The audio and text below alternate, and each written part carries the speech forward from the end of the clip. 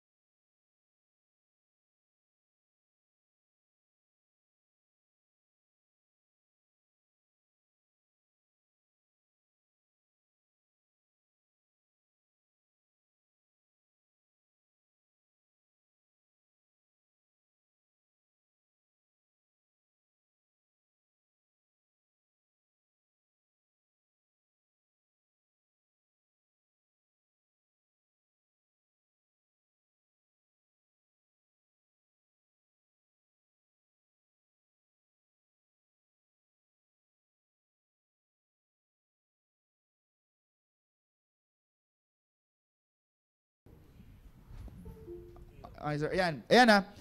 Dapat simula pa lang, Team Focus, kahit unti pa lang yung ginagawa mo, sabi ni Sir Jao, kahit unti pa lang yung nagagawa mo.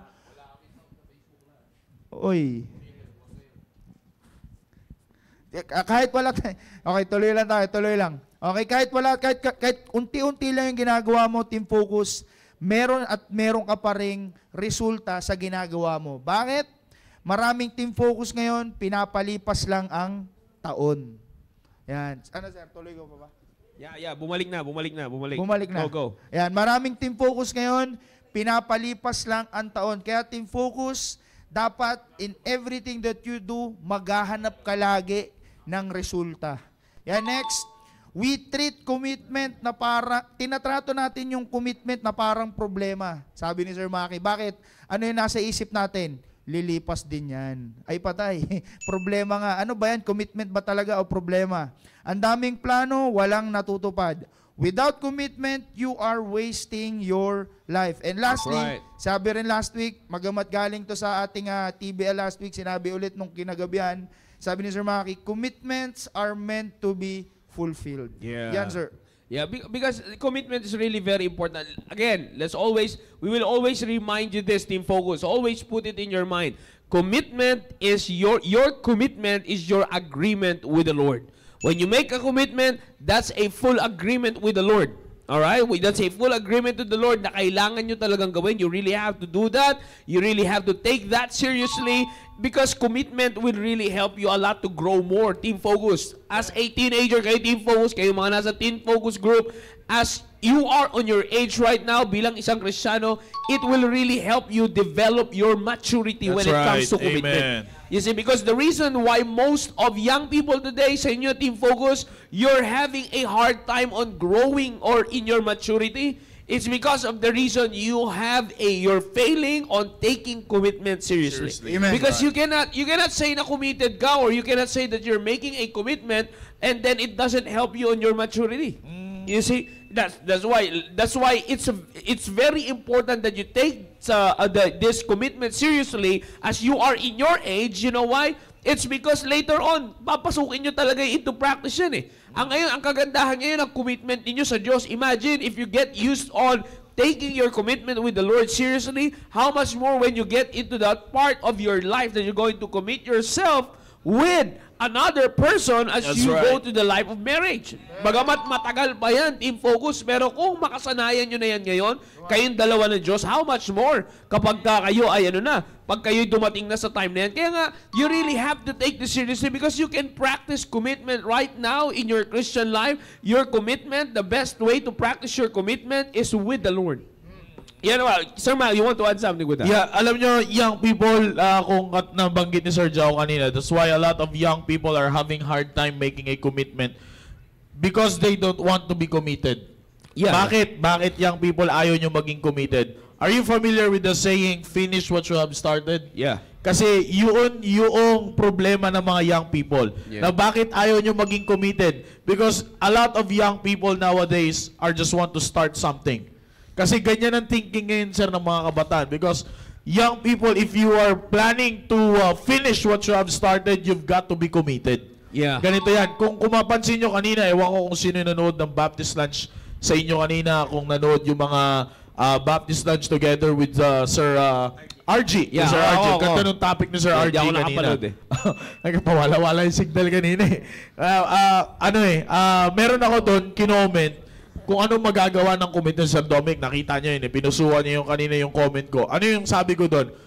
If you learn to commit yourselves to be a committed person, ang laki, sir, ng madadala ng commitment eh. Because tandaan niyo, young people, Team Focus, commitment will always teach you to be consistent. Yeah. Yan ang pinakamaganda sa lahat. Kaya alam nyo, Because it goes hand in hand. You cannot Yeah, yes, sir. you cannot take away commitment and consistency. Consistency, yeah. Is our partners. yeah, You you cannot say, It's inseparable. You cannot say that you are consistent on doing something not until you be committed on that thing. eh. Yeah. Yun lang, ganun lang naman yun eh. Yeah. Kaya nga, ang daming, even adults, hindi lang naman ito sa young people. Ngayon, Team Focus, sabi ko nga sa inyo last week, you are so blessed that you are hearing this kind of principles na pwede ninyo may apply at your young age. Yeah. Bakit? Kasi isipin nyo, katulad ng sinabi ni Sir Jao kanina, hindi lang naman ngayon yung usapin ng commitment eh. Tatagalogin ko muna kasi mamaya, Inglesan tayo eh. Hindi lang naman ngayon yung sinatama yung sabi mo, Sir Jao eh. Yeah. Hindi lang naman ngayon ang usapin ng commitment eh. Yeah. Paano pag magiging committed ka na sa ibang person? That's right. Sa ibang tao? Yeah. Di ba? Ngayon tinanin nyo, at your young age, you will learn to have a commitment sa sarili mo. Yeah. Sabi nga ni Sir Jao kanina, kapag sineryoso mo yan, anong mabibreed niyan sa'yo? Consistency. Yeah. imagine, at your young age, you're already consistent in your life. Diba? So pagdating ngayon, kaya hindi ma-accomplish yung sinasabi ni Sir Joe kanina, team focus na, you will grow, you will mature. Kaya ang daming young people, pansinin nyo, sabi nga ni Pastor, kailan sinabi ni Pastor yung huwag ka maniwala sa mga matatangkad, sa mga malalaki. Bakit? Kasi ganyan na young people ngayon. My goodness, sabihin ko sa inyo, yung pinakita sa atin ni Sir Riner kanina, yung 7'9", na mas malaki pa kay Shaquille. Yeah. That is a freshman in high school that's 17 years or 18 years old.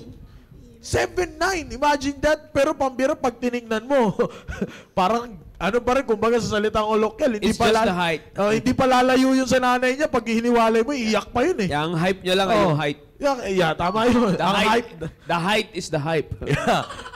Ganun ang nangyayari sa mga young people. Pero imagine niyo young people, you will learn how to be consistent ngayon. Bakit? Kasi you already learned how to commit. That's right. That's the most important thing ng buhay ninyo. Maaring, alam nyo, itong topic na itong mga topic natin about commitment, sabi nga ng ating mahal na pastor, marami na nagsasabi dito na basic na lang ito eh. Yeah. Pero sabi nga ng ating mahal na pastor, we need to go back to the basic. Yeah. Amen. Yeah, we need to go back to the basic kasi pag masyado ka ng advance, hindi mo na alam kung anong gagawin mo eh. Yes, sir. And a lot of young people today, they are more focused on being advanced. Yes, sir. Forgetting the basics. You see, yan yung nakakatawa ngayon. That's funny for all the young people ngayon kasi they are more focused on the advancement rather than mastering the basics. The basics. Yes, sir. That's why when they encountered a problem dun sa advancement na tiningnan nila, hindi nila alam. They do not know how to solve it already. Yeah. Why? Yeah. Because they don't know paano napunta doon. You have to take that seriously, team focus. Like for example, when it comes to your Christian life, you cannot just play your Christian life as if you are already 10 years matured, Christian, matured ka na for 10 years, matagal ka na. Hindi mo pwedeng laruin kagad yan na, matagal na akong Kristiyano. Yeah. Like for example, some of you young people na dito na lumaki sa simbahan. Yeah. That That's right. It doesn't matter that if you're homegrown in the church or you grow in the Sunday school, that doesn't give you the assurance. Not only the assurance, kumbaga yung the entitlement. Yeah. That doesn't give you the entitlement na matured ka na kasi hindi Lisensya, ka na lumaki because you lisensya already. ba? Yeah, that doesn't give you a license that you're already matured because you grow in the church. Yes, You sir. grow in the Sunday school. No sir, no ma'am, hindi ganyan yan. Team focus. You see, bakit? Sabihin ko nga sa inyo, marami nang lumaki sa simbahan na ito. Wala naman sila dito ngayon. Tama. Yes, sir. Yes, You sir. see, they focused more on their advancement and they went outside the church because kala nila hindi sila makakapag-advance dito sa church. And take note, they commit something also. Oh yeah. Yeah. Sabi nga ni Sir RG yan kanina sa Baptist Lunch yung mga kinausap niya daw young people, hindi na daw magko-commit yun Nag-commit na daw yun Diba? Kaya yun, sir, that's the good thing about this topic, New Year's commitment. Because at the first part of this year, you will learn now to be consistent. Man. Imagine ngayon, January, consistent ka. Because you already have your New Year's commitment. And starting from this month, the first month of the year, you will learn to be consistent. Imagine kung anong magagawa sa inyo pagtapos ng taon na ito na consistent ka sa isang bagay. Amen. Yeah, and tandaan nyo, Team Focus, we already entered the second half of the first month. Yeah. 16 na ngayon. You see, we are already on the third Thursday. Tama Yeah. ako, di ba? Wala pa. No. Wala pa. Yeah, wala Next pa. week Kasi, yun nga dapat nilang No, this is Mag-revival the third. na. Kasi Third alam ba? mo, Third na third ba? na kasi January 1 wow. is January 2 is Thursday. So, Yeah. 2, 9, 16. And then revival. After revival, Tapos one na. more episode and then January's done. You see, that's how fast time flies. But the question is, how's your commitment now? Sabi ko nga kanina sa Amen. area, every day, you have to check yourself every day. What did you do today that affects your commitment to the Lord? Yeah. Amen. That helps you take your commitment to the Lord seriously. You want to say something? Man, pabanat muna sir, baka mamaya. Sige. Go ahead. Okay, alam nyo Team Focus, ang ganda ng pinag-uusapan natin. Ito yung take ko sa topic natin ngayon Without commitment, even the best intentions are wasted. Yeah. Kasi maraming Team Focus ngayon, pakiramdam natin pag nagsasabi tayo ng plano, alam ko maraming yung people ganito. Pag nagsabi tayo ng plano natin for the year 2025, nakakarinig tayo ng maganda yan. Ang problema sa atin Team Focus, nandun tayo na-focus sa puri ng tao na Yo. magandang plano yan. Yeah. Nabanggit ni Pastor yan, actually. Yan ang nangyayari sa ating team focus. Gusto ko rin po yung sinabi niyo, sir, kanina. Commitment demands consistency. Yeah. Diba? It's not one-time decision, team focus. It's a continual choice. Tandaan nyo yung team focus. Continual choice yan, tuloy-tuloy yan. Hindi yan parang isang decision na... Tama yan. Hindi ka pwedeng magsabi, Sir Dom, na yung pinopoint mo na continual choice. Hindi ka pwedeng magsabing, ngayon committed ako, pero bukas di ko lang alam. Ay, hindi committed. Hindi committed yun, sir. Di ba sure? Kaya kung hindi mo sure. Kaya kung naririnig niyo yung pinag-uusapan natin team focus, ang commitment it involves sacrifice. Yeah. It demands sacrifice kasi pag hindi ka nag-sacrifice team focus, hindi mo kayang gawin yung sinasabi ni Sir Jao, Sir Maki na yung consistency. Yeah. Diba? Bakit? Kasi kailangan ng consistency kasi may pinaprioritize ka eh. Diba ano yung sinasabi ni Pastor Hill ngayon? Ang prioritize natin ngayon is yung growth. Yeah. That is what really matters for us today, this year. Team Focus, lumago. Kasi pag hindi tayo nag-commit doon sa paglago na yung Team Focus, para tayong commitment na nangyari na wasted potential. Yeah, tama. Wasted potential team focus. Ang mangyayari sa atin yan pagdating sa December ulit, sana ganito na ako. Yeah, tama yan. Sana ganito na ako. Team focus, yun ang pangit na nangyayari sa atin. Ang ganda ng plano mo, ang ganda ng naiisip mo, pero ang nangyayari ngayon pag nasa labas ka, puro ka na lang senaryo sa utak mo. Yeah. Actually, That's what's happening to a lot of young people today. They're just playing the scenarios in their mind but not in the actual. Yeah. Yes, sir. Alam mo maganda yung sabi ni Sir Dominic eh. Ito, young people liliwanagin ko lang yung sinabi ni Sir Dominic that when it comes to commitment, it takes sacrifice. Alam niyo kung bakit? There are some things or point in your life na yung process ng commitment ayaw ninyo. Yeah. Oh yeah, kasi alam nyo, young people, kayo dumaan din naman tayo sa pagiging young people eh. Gugustuhin nyo yung isang bagay kapag naaayon sa gusto ninyong mangyari. Di ba?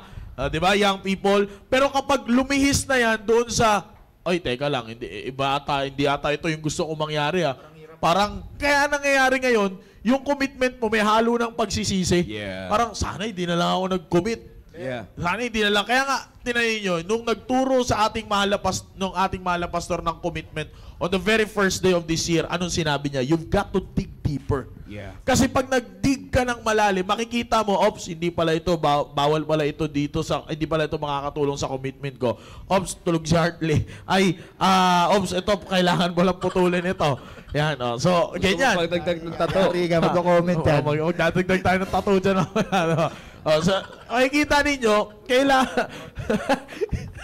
kaya makikita ninyo, pag not until you dig deep on your commitment, you will never know kung ano yung dapat tanggalin dyan. Yan ang kagandahan. Kaya it takes sacrifice in the sense na hindi mali yung commitment mo. It takes sacrifice kasi yan, nandito kayo. You are in this present wicked world. Lahat, sabi nga ng Proverbs, di ba? There is a way, that and which seemeth right unto a man. Lahat, puro pabor sa iyo eh. Kaya nga, para mawala yun, kailangan mo ng sacrifice na hindi ito yung isa-sacrifice mo yung kagustuhan mo at ang mas gugustuhin mo yung plano ng commitment mo kasi alam mo, makakatulong sa iyo. Yeah. Sir Jao. Now we'll go to the blessing. Much more blessing. Yeah. I know we're being Amen. blessed sa pinag-uusapan natin, but this time, we will go to a blessing that God gave us tonight. Yeah. Because, we have visitors, we have guests that are with us tonight, and na pinag-pray natin, we've been praying that they'll be with us and that God will take care of them as they were on their trip. And they arrived safely. Yeah, this is really a great blessing because tayo yung nakauna. Yeah, the great blessing about this Team Focus because they're the first one. They our guests, our visitors they guested in the first. We are the first program na kung saan nag-guest sila sa atin. Yeah, amen. We're very blessed that they were here first before they arrived. Bukas, ay wala sila bukas. Ano ba yan? The team preparation on this coming tomorrow, they will not be here anymore. You have your guest. They're not around.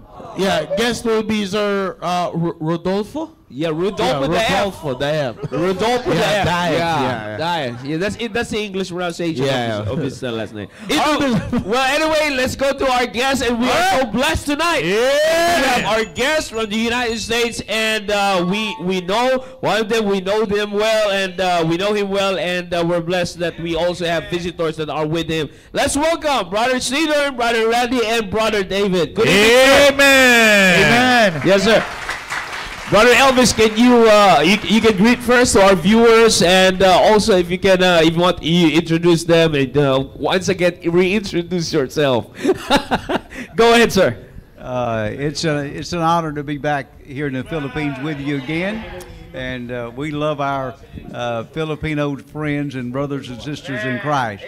And I'm honored to be here at this youth meeting tonight and talk about New Year's commitments. And Romans chapter 12 and verse 1, it says, I beseech you therefore, brethren, by the mercies of God, that you present your bodies a living sacrifice, holy, acceptable unto God, which is your reasonable service.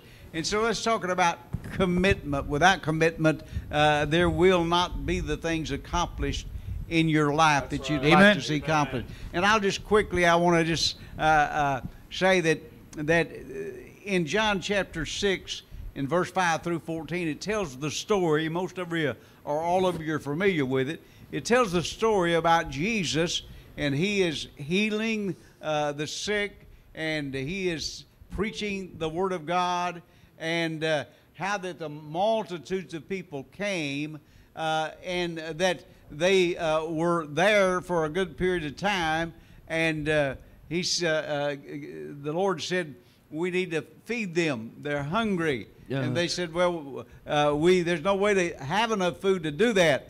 And he said,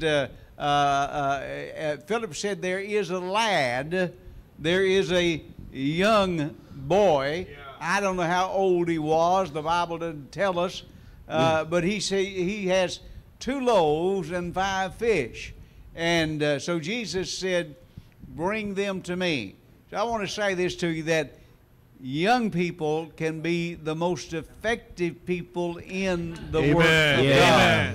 Young people will come to church when a young person invites them faster than they will when an old person invites them.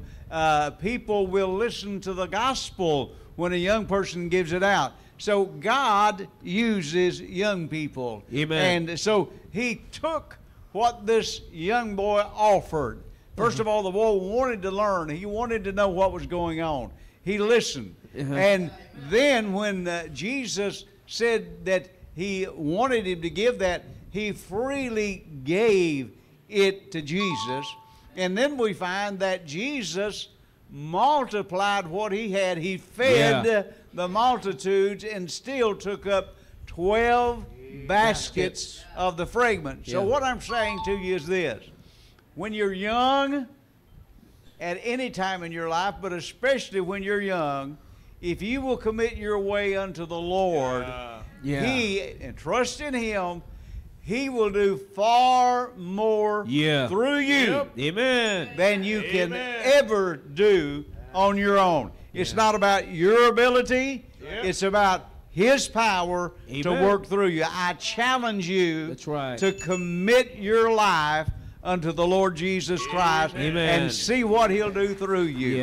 Thank you. Yes, Amen. sir. Wow, that's great. That's a great encouragement. And that's the reality that a lot of young people has to really, put it in their minds, because when you fail to really commit your way unto the Lord, as I said a while ago in our area Bible study, Satan just wants you to add a little bit of your effort. Satan wanted you to use your own, a little bit of your way when it comes to your commitment with the Lord. But that shouldn't be, because when you commit something to the Lord, the word, that's why the Bible says, trust also in him. You have to, and the word commit itself, it means to entrust. You really have to put everything in God's hands.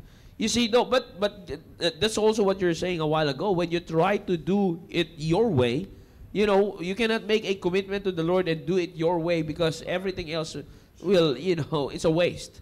It's a waste of time, and it's all in vain. That will all be in vain, because that's not, when you commit yourself to the Lord, you commit your life to the Lord, just like what Pastor Sneeder said, you have to trust His power on how He will move in your life. That's how it's supposed to be. So Randy, can you share something to our young people here before we go to Brother David, and about our topic on New Year's commitment?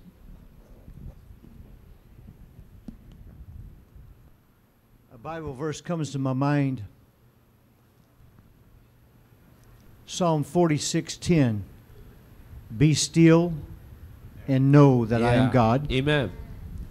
I will be exalted among the heathen.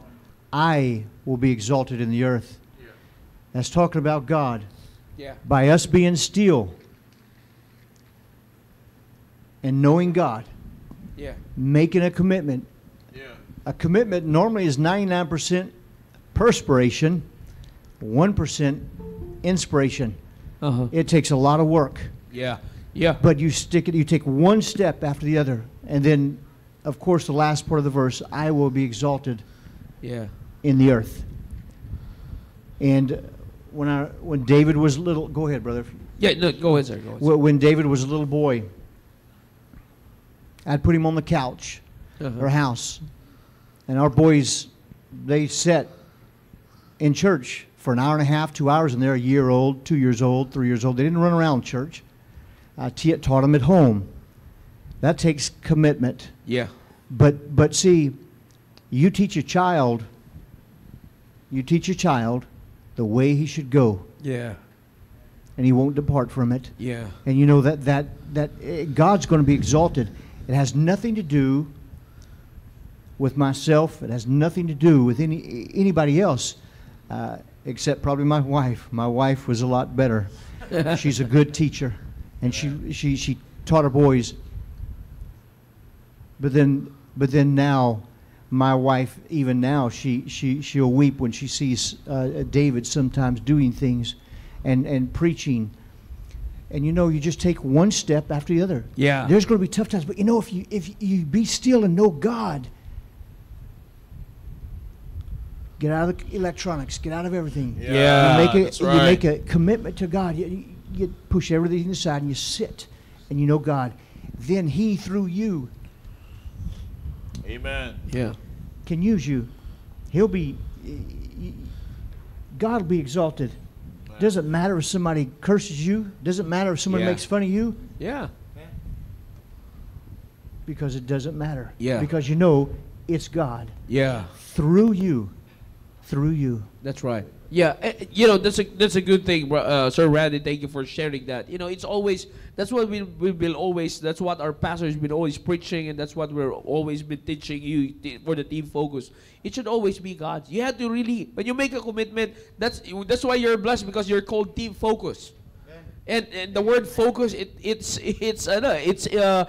connected with commitment. Because when you make a commitment, you really have to make sure that you're focused. Amen. That's what Sir Randy is giving us, sharing to us for you young people. You have to be focused on your commitment to the Lord, so that you will see that it is God through you. It's always God through you. It's not you for doing your commitment. It's God working in you to fulfill your commitment, to finish your commitment. It's God working in you. That's why you really have to focus on that commitment. And commitment requires a lot of focus, sir. Yeah. You cannot say, we are using this as an illustration. You cannot finish this year 2025. You can finish your commitment this year 2025 if you are out of focus. Yeah. If you're out of focus, you will not be able to finish it. You will just, it will just come to a point that you will just stop on your commitment. And then that's the reason why a lot of young people are, we're always hearing that New Year's resolution. That's the reason why we remove New Year's resolution and change it to New Year's commitment. Because New Year's commitment, it has a more deeper or intense focus when it comes on your Christian life, young people. You see? Because that's why when you make a commitment, you have to make it sure that when you do your commitment to the Lord, it's God working in you. It's God working in you. It always should be God in you. God in you. That should be the flow.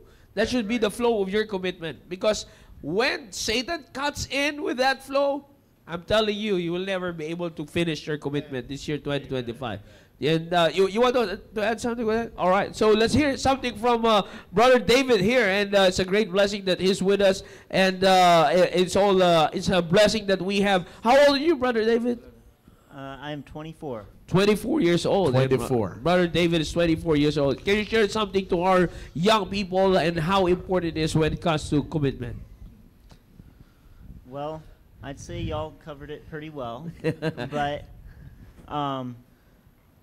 you know, there's a story that I read in a book. And it was a preacher, I believe. Is it John R. Rice or Bill Rice? But this preacher went to Africa, and he went on an elephant hunt where they capture elephants.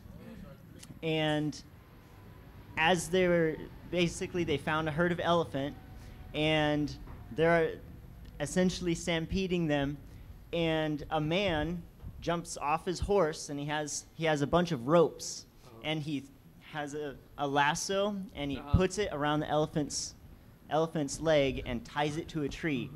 And it doesn't stop the elephant. The elephant, it kind of jerks it to a stop, and it breaks the rope, but it slows the elephant down for another man to come up. And eventually, the elephant has so many ropes tied around its legs that it can no longer escape. And in some ways, having commitment for something, it can be difficult alone. Yeah. Absolutely. Yeah, that's right. You It's need good. God. You need God. That's right. But also important Amen. is having peers and friends around you Yeah. that if you stumble and you fail, you mess up, they can reach down and pick you up and say, "Hey, all right, you're okay. Let's go. Let's keep going." Amen. That's right. Amen. That's right. Because like the elephant, you know, let's say I commit to reading my Bible every single day for a year. And then I miss a day, and then the next day is a holiday, and then I get back and I try and catch up, and I don't get all the way through it because things come up, and then I get to the end of the day and I'm like, ugh, I only read through half my Bible this year, and I didn't read through the whole thing. So little things can stack up, Yeah. but having someone around you to pull you up, and like the verse woe is the man that falleth and hath not another to pick him up. Yeah. I don't remember exactly what it is, and it says, and a trifold or a thrice braided rope is not quickly broken. But having a group of friends and people that you are accountable to is super, super important. Amen. To being committed to whatever you're doing. Amen. So, Yeah. Yeah. Go ahead. Alam mo yun, Sir Joe, young people who want to stress that out, yung part na sinabi niya, no? Gusto ko maintindihan niyo ng maigi yun. That it's a good thing that when you have when you have a commitment and when you stumble and then someone will lift you up. Pero kung mapapansin niyo dun sa sinabi niya, that's not the kind of friends that will touch you emotionally. Yeah. Kaya nga ang ganda nung sabi niya, Sir Joe, I like what Brother David said, that when you stumble in your commitment and then you have those people around you that will encourage you, that will say, yeah, you're good, let's get up again. Hindi yung sasamahan ka pa na, ay, alam mo, kung ako sa'yo, ano ba yan? Hindi na sana Amen. ako. Magpahinga muna tayo. Magpahinga ka na lang. Sama-sama tayo dito sa baba. Dito na lang tayo sa baba. Diba? Yun yung pinakamagandang tandaan nyo, Team Focus. That's right. Amen. That's right. You don't need Good those... it's good thing to have a friend, but it's another thing to have a friend that will pull you down and not pull you up. Yeah. Yan ang tatandaan nyo. Kaya pag sinabing kaibigan, yung makakapag-encourage sa'yo na hindi mo man, katulad ng example niya kanina, hindi, okay, hindi ka nakapagbasa ng Bible ngayong araw na ito. O sabi ko kasi sa'yo, huwag ka mag-commit magbasa ng Bible eh. Hindi ganon. Di ba? Ang dami natin project sa school, ang dami natin librong babasahin, sinama mo pa yung Bible. Yeah. O, di ba? Hindi yun yung kailangan eh. Yung kumbaga yung sabi, para bang halimbawa, mag-commit ka, young people, okay, you will be committed to, you will commit something on your area, like, sasama ka sa visitation, you will be joining your soul winning, your Bible studies and everything. Lahat yan, nag-commit ka, nasasamahan mo yan. And then you failed on that commitment. Huwag ka maghahanap ng kaibigan na, di, okay lang yan, maiintindihan niya na area leader mo. Actually, dapat ganun. Yung tuturuan ka magrason. Oh, di ba? Pero what you need when you have a commitment is those people that, like what Brother David said, that when those people are around you, they will tell you that you're fine, you'll get up. Sometimes you fail, but you need to get up. Diba? Meron kasing, Sir Joe, totoo yan eh. Merong kaibigan, meron kayong mga team focus na magiging masusumpungan na kaibigan. In the church. In the church. Yeah. In the church. There are friends like that in the church that you thought they're your friends. Yeah. But when you fail on your commitment, or well, let's say, when you fail on your commitment, that's the other thing of falling down. And but we're talking about failing to do your commitment to the Lord. They'd rather choose to stay with you and be with you on that failure, Yeah. rather than helping you get back up. Yeah. There are friends like that in the church. Yeah. I'm not talking about friends outside the church. That's given. They're ignorant in God's word. But that's the saddest part of having people around. That's why you have to be careful, because there are wolves in sheep's clothing. You see, marami tayo yan. Yan yung lagi namin wina-warn sa inyo. May mga kaibigan kayo na akala nyo lang, kaibigan nyo sila sa loob ng auditorium. You have to be careful na sinasamahan nyo sila, but yung kanilang paniniwala, yung stand nila pagdating sa commitment is different than what you are getting. Tama. You see, Amen. that's why Amen. Brother David is right. You cannot do it alone. Let's accept the fact that you cannot do it alone. Man. You need God and the right people around you who will help you. Yeah. Who will help you strive for your commitment. That's Amen. why the verse says, commit thy way unto the Lord. Yeah. Diba? And then, ano pa isang sabi sa sa book of Proverbs? Commit thy works. Commit thy works. And then, Unto the Lord.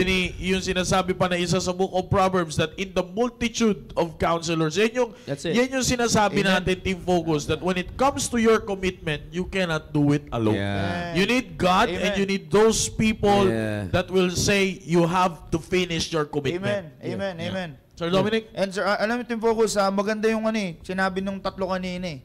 Doon pa lang sa simula, nung kay Brother Sneeder, nang sinabi niya, sa Diyos, pag may commitment ka, mas maganda na galing talaga, i-commit mo sa Diyos. Kasi pag wala ka sa Diyos, hindi ma-unlock yung potential mo, Team Focus eh.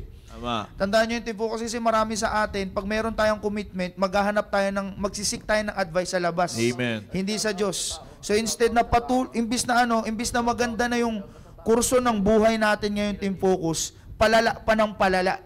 Imbis na paganda ng paganda para sa kaluwalhatian ng Panginoon, nawawala. Di ba sinabi niya kanina, binigay niya na example yung bata, dalawang isda. Five. Okay. Tandaan niyo, Team Focus. Okay, tandaan niyo. Pandikoko. Ay, wala palang Okay, diba? flavor yun. Pudding. Imagine niyo, Team Focus, sa isang bata, ang daming nangyari. Yeah. Ang daming nangyari. So, Dalawang tinapa at 5 pandikoko. Dalawa dilis. Oh. Okay, na-imagine yung Team Focus. So, sa'yo, Team Focus, kung imagine mo, doon pa lang sa bata na yon, marami nang nagawa ang Diyos. Paano pa kaya sa'yo? Then next, doon naman sa sinabi ni Brother Randy, diba? Sir Randy, sabi niya kanina, mas maganda, Team Focus, na nagsisimula tayo. Bata pa lang. Yeah. Huwag mo nang patagalin. Huwag mo nang paabutin yung Amen. panahon na mahina ka na, Team Focus. Kasi dapat, bata pa lang, you will not depart from it. Kasi pag ngayon pa lang, kinasanayan mo na nakafocus ko dun sa commitment mo na yun, pagtanda mo, tignan mo, hindi ka malilihis dyan sa commitment mo na yan. And gusto ko yung sinabi ni Brother David, diba, Team Focus, pag nangihina ka na, pambira naman, Team Focus, sumama ka dun sa mga kasama mo dito sa church. Yeah. Dun sa mga kaparehas mo ng commitment. Diba? Kasi ang problema sa atin, pag nagkaroon tayo ng problema, sasabihin natin, pambira, maghahanap ka ng mga montage sa Facebook or sa YouTube na mga akala mo talaga nakakaawa. Hindi ka dapat kaawaan, Team Focus, dapat kang ma-empower. And that is with the friends na sinasabi kanina ni Brother David, ang samahan mo yung mga tao na alam mo yung commitment mo, mapapalakas palalo yun. Yun ang mga dapat nating samahan, Team Focus. Kasi without that, all of it, Team Focus, hindi gaganda yung kurso ng buhay natin. Gusto ko lang dagdag yung Team Focus, with your commitment, you have the power to change the course of your life. Team Focus, isipin nyo yan. Kasi pag hindi nyo, pag hindi dinisregard nyo yung commitment ninyo, nandiyan ka lang sa level 1. Hindi ka abot sa level 2. Hindi naman pwede 1 hanggang 10 agad, no. Yeah. Hindi ka abot, hindi ka magle-level up, hindi mo ma-unlock. Imbis na maganda na yung buhay mo, hanggang doon ka na lang sa sinabi natin kanina, sana ganyan ako. Yeah. Di ba? Kaya yun sir, Sir Maki, Sir Joe. Yeah, kaya Team Focus, you have to remember all those principles that we have heard from our guests. Now, that's a great principle from our visitors this evening to really take it seriously when it comes to your commitment. Alam nyo, Team Focus, it's high time for you to be serious on whatever it is na inyong kinumit sa Panginoon. Alam nyo, mahihirapan kasi kayo. You will having a hard time when you on that age na magagamit nyo na sana yung commitment. Di ba? Yun yung sinabi ni Sir Dominic kanina. Your commitment will turn into wasted potential. Na yung commitment mo sana, yun na sana yung magiging potential mo to do something bigger for God. Just like what Brother Sir Elvis Snedern said a while ago, that when you commit, you learn to commit your way unto the Lord, and you learn to trust everything in Him. Tingnan niyo, Team Focus, ang laki. Sino magi-imagine that 2 fishes and 5 loaves of bread can feed the multitudes? Yeah. Sino mag-iisip ng ganun? Di ba? Minsan nga, pag may nagpalibre sa inyo, anong sinasabi nyo? Kapos yung pera. Hindi aabot itong gantong pera, hindi aabot itong gantong halaga. Diba? Minsan ganun na iniisip natin eh. Pero imagine niyo young people, doon sa bata na yon, sino magsasabi na kaya niyang pakainin yung ganong karami? 5,000? Sige nga. Sa pamamagitan ng 5 tinapay at saka 2 isda, kahit himay-himayin mo yung isda, hindi aabot yun eh. Diba? Kahit hati-hatiin mo yung tinapay, hindi aabot yun. Parang pag Lord Supper rin, Sir Joe, kinakabahan ako pag tinatingin ako sa tao, tapos titingnan ko yung unleavened bread na ginagamit natin. Kinakabahan ako, aabot eh. Syempre, di ka naman pwede magluto ng agad-agaran. Di ba? Pero young people, if you just trust what you have sa Panginoon and learn to commit it unto the Lord, ang laki ng magagawa. Tama yung sabi ni Sir Dominic kanina eh. This world has already a way for you. Yeah, this world, itong mundo na ito, meron na yan nakaabang na kurso ng buhay para sa inyo eh. Kaya nga sabi ni Sir Dominic kanina, if you learn how to commit, it can change the course of your life. Bakit? Kasi given eh, tinan ninyo, sino pa kaya? A lot of young people, if we're going to ask a lot of young people nowadays, sino ba maniniwala kung titingin, young people lahat nakikinig. Kung titingin, if you're going to look at the face of young people, sa panahon ngayon, in today's young people's face, if you will just look on it, sino pa maniniwala sa kataga ng bayani natin, ang kabataan ng pag-asa ng bayan? Sige nga. Said the young people is the hope of the country, but looking on the young people that we have, we're not trying to judge them.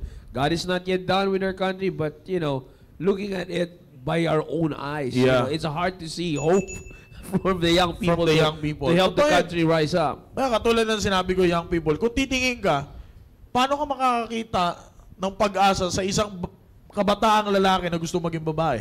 Yeah, it's because of the reason. Since Sir Elvis here, Sir Randy is here, Brother David is here. What's happening. What's happening here in our young people is our young people here is just copying what the Western country is doing. Yeah. You see, so that's the worst part, and it's sad that they want our young people today want the advancement of what America has. And the problem is they advance in sin. Yep. Rather than mastering the basics of salvation. That's right. That's why they're not growing in salvation, because they're not committed from the foundation of their life, of their Christian life. That's why as they grow older and older, they're swaying away from the foundation of their Christian life and starting to lose commitment with the Lord. That's it. That's why young people, you have to take your commitment serious. And by the way, before we go on our last part of this program, don't be afraid to commit. Yeah. To don't be afraid to make a commitment. Yeah, Yeah. that's Sometimes right. a lot of young people, sirs, are afraid to have a commitment because they thought that when they commit something, they will just do the things that they already committed unto the Lord, and they cannot be participated from anything that They're is happening. afraid of cutting things Yeah, that they're cutting usually things. doing. They're afraid of taking away those things Yeah. that they've been doing before. That's why they're scared to make a commitment before the Lord. Yeah. They're gonna just, take it away. They just gonna let it go. Yep. That's the problem of our young people today. Sir, can you give last and final encouragement for our young people on how to stay committed this year, 2025? Just a few encouragement for them. Go ahead, Sir Elvis. Scripture that I quoted. You can use your mic, sir.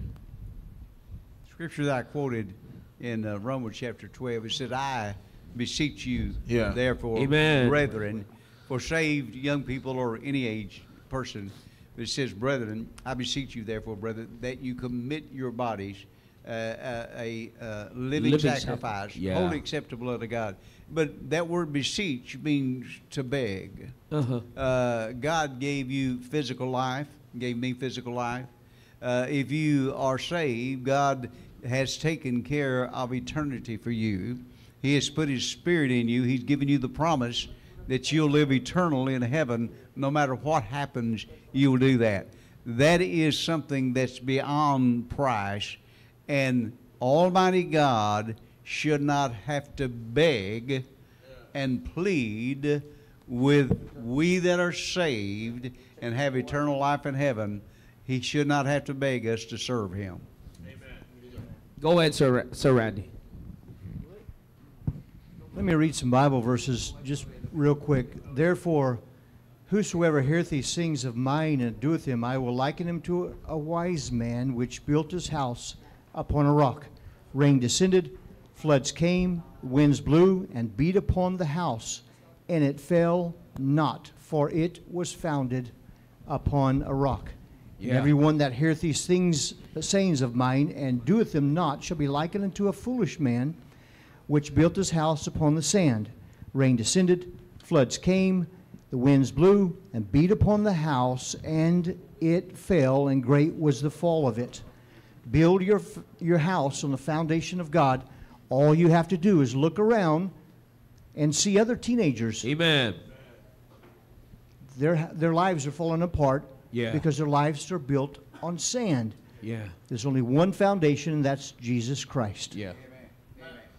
Go ahead, Brother David. Well, like my father said, build your life on Jesus Christ. Amen. Because, well, like he said, look around. I have several friends that grew up in church, and they gradually just stopped coming, Yeah. stopped being committed, Uh-huh. and good. now they aren't in church anymore, and in some cases their entire lives have fallen apart. Like their family's broken, and it's heartbreaking. Yeah. It's truly heartbreaking to see. Yeah. And also the thought kind of popped into my head. God doesn't want your leftovers. Yeah. God, That's it. like if you're gonna be committed, go all the way. Give it everything you have. Because That's right. God wants you first, all of you. Amen. Amen. That's right. That's right. Thank you very much. Thank you very much, Sir Elvis and Sir Randy, Brother David. Thank you very much for those encouraging words. And I believe, young people, you got something from what we've heard tonight. Amen. And of course, hindi lamang tayo magwawakas. Of course, marami pa tayong pag-uusapan about our topic about New Year's commitment. And of course, we still have one Thursday after revival. Yeah, we have. And then, of course, we will go to another topic this coming February. But again, as we continue, ay hindi natin alisin yung normal routine natin. But anyway, Mr. Doming, maybe you want to give a few encouragement na lang bago tayo punta doon. Okay, Team Focus, tandaan nyo, commitment is not a burden, Team Focus. Hindi yan dapat, wag natin isipin na yung Team Focus parang pahirap sa atin, no? isipin natin, Team Focus, na yung commitment, it is an opportunity for you. Tandaan mo, Team Focus, ha? It is an opportunity. So, hindi pang habang buhay nandyan yan. Oportunidad yan. It is an opportunity for you to grow. Kaya isipin natin, Team Focus, hindi burden ang commitment. At wag natin nahayaan na yung buhay natin na puno ng series of unfulfilled resolution. Naisip nyo yung Team Focus, wag natin nahayaan na puno ng ganyan yung buhay natin na every year, puro ka na lang resolution. Kaya dapat, Team Focus, isipin natin, ang commitment, it is an opportunity That's to right. grow, not That's a burden. right. That's right. Kaya piliin natin, this year, piliin natin, ngayong taon, magkukumit ako sa Panginoon na talagang balak mong tapusin yung ano. Amen. Balak mong, hindi lang balak, talagang gusto mong tapusin or Yeah. abutin yung commitment na yan. Yeah. Kaya Team Focus, isipin natin yan. Yes, Sir Joe. All right, so again, thank you very much, Brother Dominic. And now we will go to our boy shoutout, Brother JJ. Take it away. Good evening, Team Focus! At nagbabalik na naman tayo sa ating boy shoutout. Yan, Happy New Year na, bagong taon na, pero luma pa rin ang mukha ko. Ayan, at ngayon ako pa rin po ang inyong kasama. At sa ngayon po ay mag-isa lang po ako ngayon. At anyway, ang i-shoutout po natin unang-una sa lahat ay yung ating mga first-time visitor. Meron po tayong isang first-time visitor ngayon. Galing sa Makati Central, si Precious Celestino. Ayan, welcome sa iyo. At sana ito ay hindi ang una at iyong huli na pagdalo sa aming simbahan. At syempre, shoutoutin natin yung ating mga nag-send ng mga pictures sa individual. Ayan, si Rica May, si Janine, ang Paniergo siblings, si Queenie May, si Adriana, si Ruth, si Ariane, at si Rain Andre. Ayan, pa-shoutout ko na rin yung ating mga Team Focus groups. Ayan, na nag-send ng ating mga pictures, ang Noble Naomi, ang Prayerful Daniel, ang Honest Hannah, at ang Courageous David. Ayan, at ngayon, kasama rin po natin, nasa likod, yan, nasa likod, nandito na sa harap. Nakasama rin po natin yung mga nasa Google Meet. Ayan, yung ating mga nasa Google Meet, kaway-kaway po tayo lahat dyan. Amen, amen, amen. Ayan, sino ba nandiyan? Team Bravo. Team Bravo, ayan, sabi ni Sir Dom, Team Bravo. Team Bravo daw. Okay, yan. So, good evening sa inyo lahat. Maraming salamat sa inyong pagdalo at sana ay may natutunan tayo ngayon tungkol sa ating pagiging committed. Ayan. At yun lang po ang ating shoutout ngayon. And back to you, sir.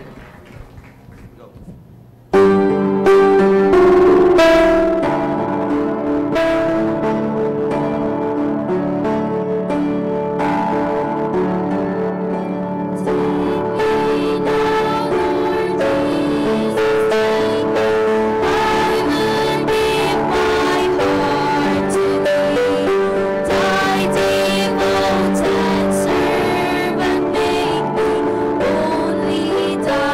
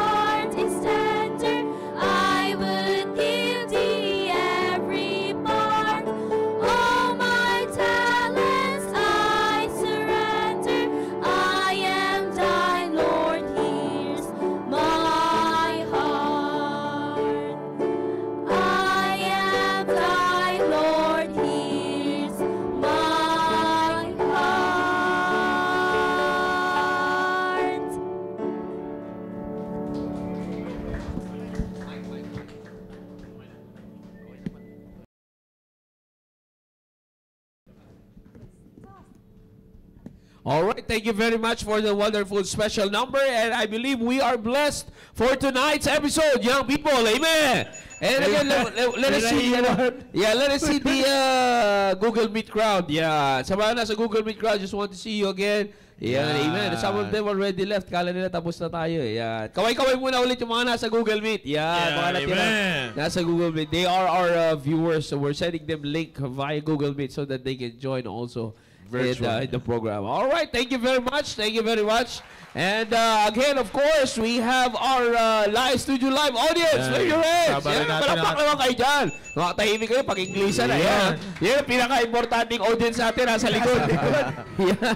Yan, amen, amen, amen. All right. Once again, thank you very much, Team Focus. Thank you for being with us. And sa mga nasa Facebook Live, thank you for tuning in with our program tonight. And I believe na pinagpala tayo sa programa natin sa gabi na ito. Alright, again, North, South, East, and West Corner, maraming salamat po sa inyong pagsubaybay and to our viewers nationwide and worldwide. Thank you for tuning in with our program. See you on the next episode ng ating programa, Staying Alive! God bless you all! Amen!